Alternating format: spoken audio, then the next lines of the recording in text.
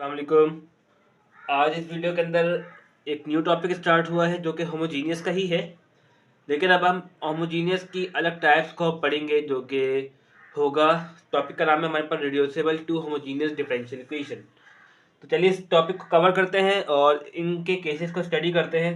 तो जो reducible to homogeneous differential equation है, इसका क्या मतलब है? आपके पास कुछ इस तरह की कोई इक्वेशन होगी, आप उसको किस में करेंगे? इसको रिड्यूस करेंगे होमोजीनियस इक्वेशन के अंदर। जिससे हमने लास्ट सवाल किया था लास्ट वीडियो के अंदर, तो उस तरीके से हम सवाल सॉल्व करेंगे, देन उसके बाद वेरिएबल सेपरेबल लगाएंगे। ठीक है। लेकिन इस सवाल के अंदर आपको एक एडवांटेज ये है कि आपके पास दो केसेस आ जाते हैं। अगर आपके पास केस नंबर 1 आ जाए, ठीक है, अगर आपके पास केस नंबर 1 आ जाए तो वो काफ़ी आसान केस होगा आपके लिए, तो आपके लिए काफ़ी छोटा सवाल बन जाता है। लेट सपोज कि हम एक सवाल इनिशिएट लेते हैं। जो क्या लिखा हुआ है केस 1 के अंदर वो मैं आपको बताता हूँ।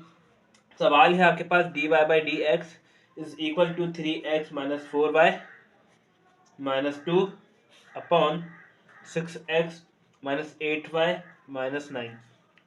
जैसे केस नंबर 1 यहाँ ये कहता है, अगर A1 का रेशियो और A2 का रेशियो बराबर है B1 और B2 के रेशियो से, तो आप वहाँ पर डायरेक्टली वेरिएबल सेपरेबल लगा सकते हैं। आप A1 क्या है, A1 आपके पास ये है, A2 आपके पास ये है, B1 और B2 ये है। अब आप यहाँ पर इसका रेशियो देखें, 3 है, 3/6 मतलब कि 1/2। फिर माइनस और ये माइनस है, माइनस माइनस कैंसिल हो गया, 1/2 बन जाएगा, तो इसका रेशियो सेम है। तो मैं यहाँ पर डायरेक्ट वेरिएबल सेपरेबल लगा सकता हूँ। मैंने BS लिख दिया यहाँ पे। ठीक है।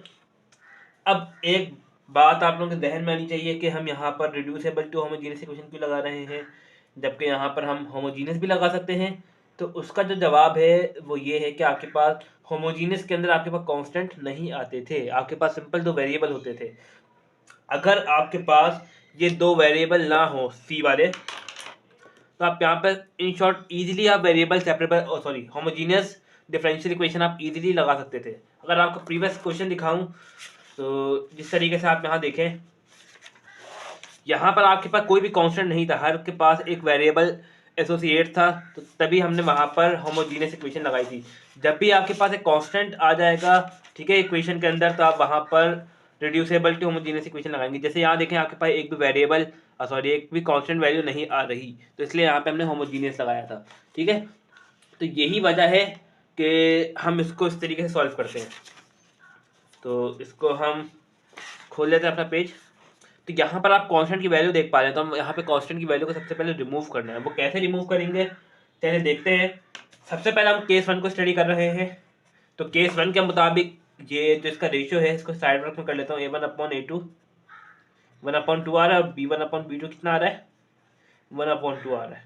तो मैंने ये पहचान लिया। अब इसको सोल्यूशन कैसे करना है आपके लिए जो आसान तरीका ये है, जहाँ पर ये देखें, ये 2, ये इसका मल्टीपल है 2 का, ठीक है ना। अगर मैं यहाँ पे 2 मल्टीप्लाई करवा दूंगा तो ये मेरे पास मल्टीपल आ जाएगा। जो छोटी वैल्यू होगी ना, जो जहाँ पर 1 आ रहा होगा, एक तरीके से देख रहे, जो वैल्यू छोटी होगी डिनोमिनेटर या नोमिनेटर में से, आपने वो वाली वैल्यू पिक करनी है। तो क्या करेंगे, आपने लेट कर लिया z is equal to 3x minus 4y, ये पिक किया आपने। अब आप इसको क्या करवा लें, अब आप इसको डिफरेंशिएट करवा दें विद रिस्पेक्ट टू x। तो dz upon dx is equal to 3 minus 4 dy upon dx। तो आपके पास एक ये फॉर्मेट बन गया। ठीक है। अब आप चाहें तो अब आप यहाँ से डी वाई और डी एक्स को आपको अलग करना है, और फिर हम इसको रख के सॉल्व करेंगे। तो जब इसको सेपरेट कर लेते हैं हाथ के हाथ यहीं पर, तो आप देखें ये माइनस का वादा क्या हो जाएगा, प्लस का हो जाएगा। तो 4 dy बाय डी एक्स, और 3 एज इट इज रहा, ये वहाँ चले जाएगा, minus D Z upon D x. ये आपने काम कर लिया, और ये 4 ओवरऑल डिवाइड हो जाएगा।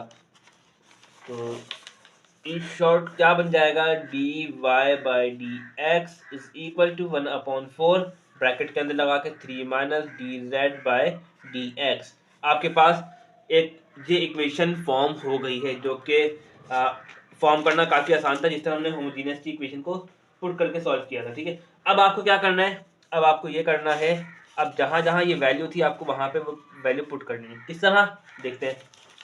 D Y by D x को हम यहाँ पे पुट कर देते हैं, ये वाली वैल्यू। तो क्या लिखेंगे, 1/4 3 minus D Z upon D x. देखिएगा किस तरह वेरिएबल सेपरेबल हम यहाँ पर प्लेस कर देंगे।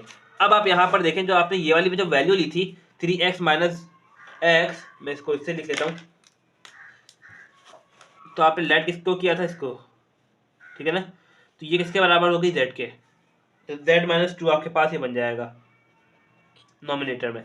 अब डिनोमिनेटर में क्या बनेगा, अगर आप यहाँ से 2 कॉमन निकाल लें, सिर्फ इस पॉइंट से 2 कॉमन निकालें तो x माइनस 4y बनेगा और -9। तो आप यहाँ पर क्या लिख सकते हैं, 2z माइनस 9।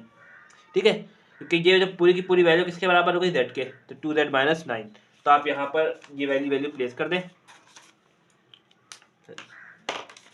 ठीक है, अब जैसे ही रखूँगा तो मेरे लिए काम और आसान हो जाएगा। z minus 2 upon 2z minus 9, आपके पास ये वाली वैल्यूज बन के आ गई। अब आपके पास ये डिवाइड में वहाँ जाके क्या हो जाएगा, मल्टीप्लाई। तो 3 minus D Z by D x is equal to 4z minus 8 upon 2z minus 9, ये बन गया आपके पास। अब ये माइनस है, आप वहाँ जाके क्या करवा सकते हैं, प्लस, और ये वाली वैल्यू यहाँ आ जाएगी तो माइनस हो जाएगी 3 4z माइनस 8, ब्रैकेट लगाएंगे जब भी माइनस हम लगाते हैं, तो ये काम किया, और is equal to d Z by D x. अब इसको रीअरेंज कर लेते हैं। ठीक है, ये काम किया। अब हम यहाँ पर इसको क्रॉस मल्टीप्लाई करवा सकते हैं। देखिए यहाँ पे एल्सियम लेना है अगर हम, तो 2 3 का 6 हो गया, 6z माइनस 9 3 का 18 होता है, 9 3 का 27 होता है, सॉरी 27 होता है। ठीक है, अब plus minus minus 4z minus minus plus 8 upon ये 27 है, 2z माइनस 9। अब आप इसको सॉल्व करें तो देखें यहाँ पर आपके पास सिंपल बचेगा 2z,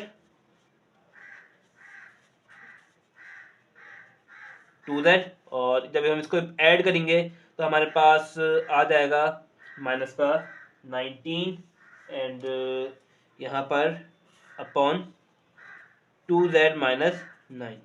इस तरीके से हम अपने सवाल को सॉल्व कर सकते हैं। ठीक है, तो ये मेरे पास एक तरह से आपके पास एक फॉर्म हो गई इक्वेशन।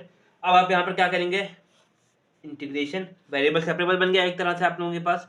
ठीक है, एक्स के पास कुछ टर्म नहीं है तो आप इसको क्या कर देंगे, 2z minus 9 upon 2z minus 19 dz, और इन शॉर्ट यहाँ पर क्या बन जाएगा, dx, इस तरीके से। ठीक है, आपने ये काम कर लिया। अब आप यहाँ पे क्या काम कर सकते हैं, अब यहाँ पे ये देखते हैं हम। अब आप यहाँ पर देखें -19 है ये। ठीक है, -19 है तो आप इसको इस फॉर्मेट में लिख सकते हैं। अगर मैं यहाँ पे +10 -10 मल्टीप्लाई करवा दूँ ताकि मेरे पास एक जो वैल्यू है कैंसिल आउट हो जाएगी, 2z माइनस 9 मैं +10 करवा दूँ और एक -10 करवा दूँ। मैथ का रूल है, जो चीज़ प्लस करवाते हैं उसी से माइनस भी करवाते हैं। ये काम किया मैंने, 2z माइनस 19 और यहाँ पर dz और यहाँ पर dx आ गया मेरे पास जैसे ये आ गया। अब आप यहाँ पर देखें, अगर मैं -10 और -10 को ऐड कर दूँ तो क्या बन जाएगा मेरे पास, 2z minus 19 plus 10 upon 2z, ये मेरे पास 2 है, minus 19 dz is equal to dx। चले, अब अगर मैं एल्सियम ब्रेक कर दूँ इस तरह, 2z minus 19 upon 2z minus 19 plus 10 2z minus 19, ये मेरे पास z है, और यहाँ पर भी dz आएगा और यहाँ पर भी dz आएगा, और is equal to dx।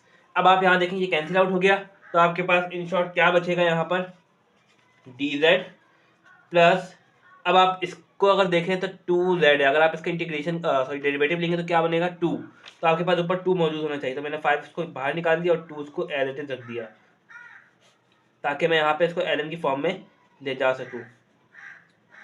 dz मैंने लिख दिया है इज इक्वल टू dx। अब आप इसको सॉल्व करें, इंटीग्रेशन से d कैंसिल हो जाता है, मतलब कि एंटी क्लॉकवाइज एंटी होते हैं ये एक दूसरे के, तो आपके पास सिंपल z बचेगा। ठीक है, z प्लस 5 ln पावर नीचे है 2z minus 19 is equal to यहाँ पर x बचेगा और प्लस c। ये काम किया आपने, और सिंपल अब आपको क्या करना है, ln आपके पास यहाँ पे आ गया है, तो अब आप चाहें तो इसको एज इट इज ऊपर कर सकते हैं पावर के फॉर्म में, मतलब तो z plus ln 2z minus 19 की power 5 is equal to x plus C. अब z किसके बराबर था, z बराबर था हमारे पास 3x माइनस 4 के, तो 3x-4y प्लस ln, आप इसको मल्टीप्लाई करवा देते 2 के साथ भी, तो 3x-4y-19 की power 5 is equal to x plus C. तो बस आपका ये एक आंसर है जो कि आप लोग फाइंड आउट कर चुके हैं। तो आई होप समझ आ गया होगा किस तरीके से सॉल्व करना है। सबसे पहले आपको केस को स्टडी करना है, और केस को स्टडी कैसे करेंगे, कांस्टेंट पहले पहचानिए कि आपके सवाल के अंदर कांस्टेंट मौजूद है या नहीं।